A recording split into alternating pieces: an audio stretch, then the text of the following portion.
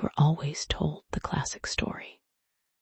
The Saiyans were a proud race of brutal warriors native to planet Sadala.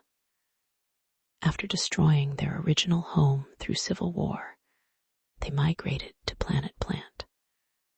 They slaughtered the technologically advanced Tuffles, stole their armor and scouter tech, renamed the world Planet Vegeta, and became cosmic mercenaries for Frieza. But if you look closely at the timelines and the underlying biology of the franchise, that history is a complete fabrication. The Saiyans are not a natural product of evolution.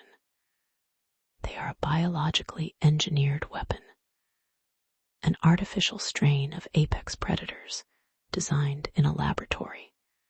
Think about the sheer impossibility of Saiyan biology. Every single member of the race is born with a genetic tail that links directly to their central nervous system.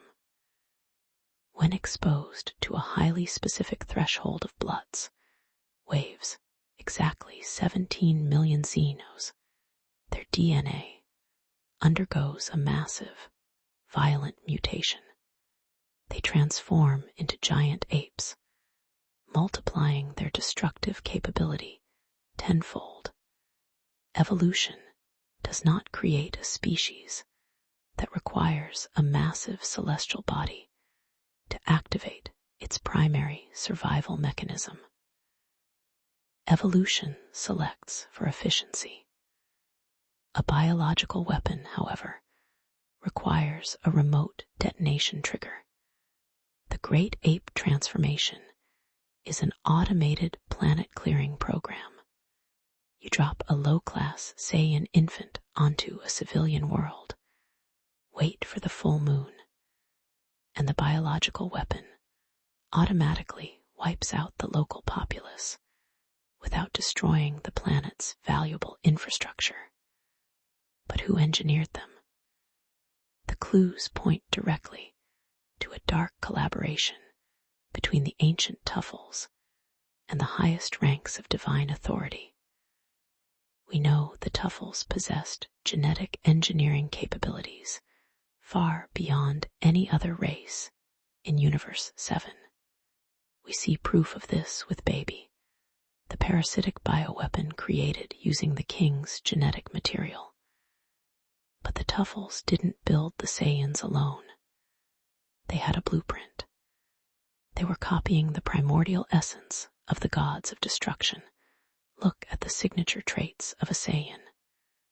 The bottomless appetite, the overwhelming drive to dominate and obliterate, the unique purple and destructive energy aura that occasionally manifests during intense spikes of rage.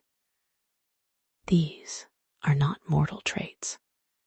They are biological mirrors of Beerus and the Hakai energy.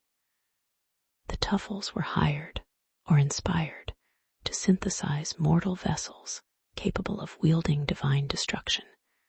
To do this, they isolated a highly volatile, artificial sequence in the genetic code, the S cells. This is the Super Saiyan gene. It wasn't meant to be an honorable warrior form. The Super Saiyan transformation is a localized meltdown of divine energy within a mortal body. It floods the nervous system with pure, unadulterated power, burning away the user's empathy and replacing it with a cold, ruthless desire to annihilate. It was a prototype for a mortal god of destruction, but a weapon this unstable needed a limiter. That is the true, hidden purpose of the Saiyan tail. The tail isn't a weapon. It's a stabilizer and a leash. It acts as a biological grounding wire, siphoning off excess S cells and keeping the mortal body anchored to a lower, manageable power level. By forcing the Saiyans to rely on the crude, massive great ape form via the tail, creators ensured they would never naturally unlock the Super Saiyan gene. It kept them as brute force muscle, preventing them from achieving the divine power that would allow them to overthrow the gods themselves. That is why the tail is a massive weak spot. If you grab it, the erratic feedback loops directly into their brain, instantly paralyzing the weapon. The traditional story says the Saiyans randomly arrived on Planet Plant and lived alongside the Tuffles for generations before attacking.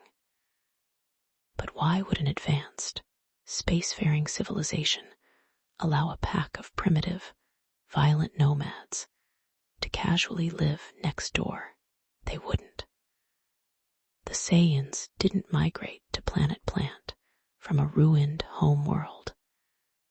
They were created on Planet Plant. The Tuffles engineered them to act as a slave army to conquer the cosmos on behalf of their divine overseers. They built the perfect soldier, a warrior race with an endless appetite for battle, a biological trigger for mass destruction, a hidden gene for godlike power, and a Zenkai boost trait that ensures they grow stronger from the brink of death. The Great Tuffle War wasn't a barbarian invasion. It was a slave revolt. The biological weapons gained sentience, realized their own terrifying potential, and turned on their creators. King Vegeta didn't just conquer a planet. He erased the evidence of his own race's artificial birth. They destroyed every laboratory, burnt the research logs, and manufactured the myth of Planet Sadala to give themselves a history of pride instead of a history of servitude. When Frieza eventually blew up Planet Vegeta, he wasn't just acting out of paranoia. He was executing